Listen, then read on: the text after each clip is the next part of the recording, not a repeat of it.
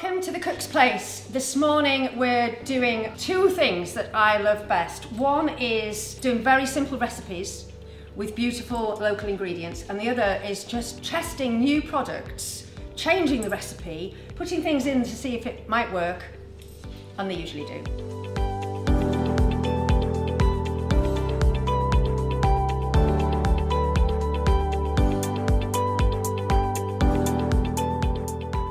So we're going to make a cake that is very, very traditional Tunisian orange cake, but we've changed the recipe. So it's now a Wharfe Valley oil cake using the rapeseed oil, but they have got this funky product here, which I haven't practiced with, but it's orange oil, and I'm just thinking the orange cake with the orange oil in is worth a test. So that's going to be what I'm going to do later, but I'm just going to stick with my 200 mils of the rapeseed oil for this recipe.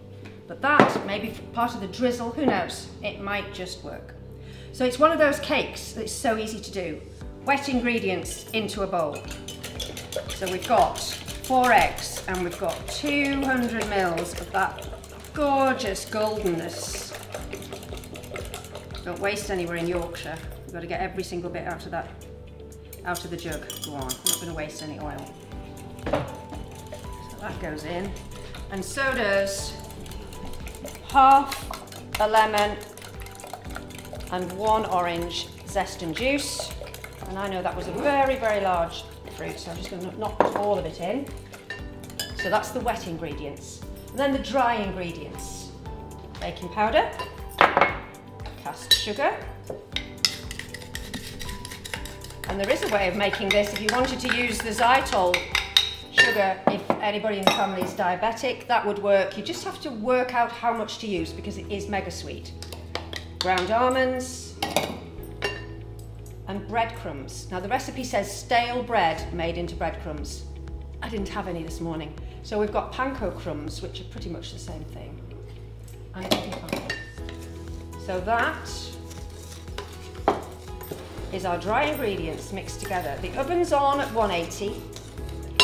We've got a cake tin, and I've cheated. I've just got one of these funky little frilly things that goes in. So Mrs. Patmore telling us it's time to get on. Mrs. Patmore is? Mrs. Patmore is the Patterdale Rescue. She's from Hartlepool and she's really called Sadie, but we're in Malton and we're posh, so we call her Mrs. Patmore out of Downton Abbey because she lives in the cookery. Steph's going to have to feed you in a minute. How easy is dry ingredients, wet ingredients, one into the other.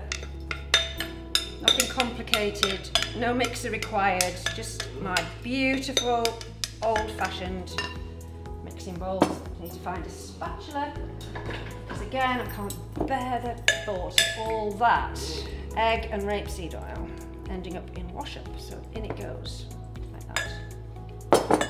And then gently stirring round. So it's more of a batter and less of a cake mix, really. But it's beautiful. A beautiful colour, made even more beautiful with the rapeseed oil. Traditionally, a Tunisian orange cake is made with olive oil.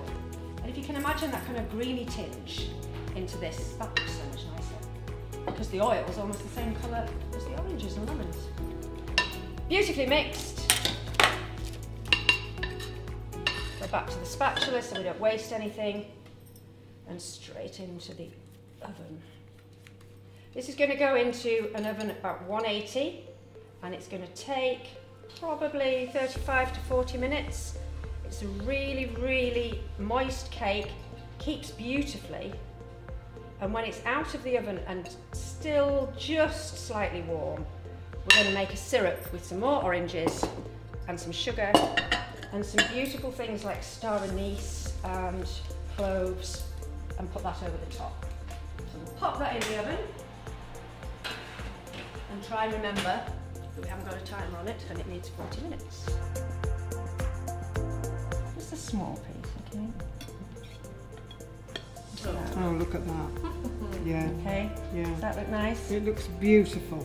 That just looks like your oil, doesn't it? It's the same colour. It just looks delicious.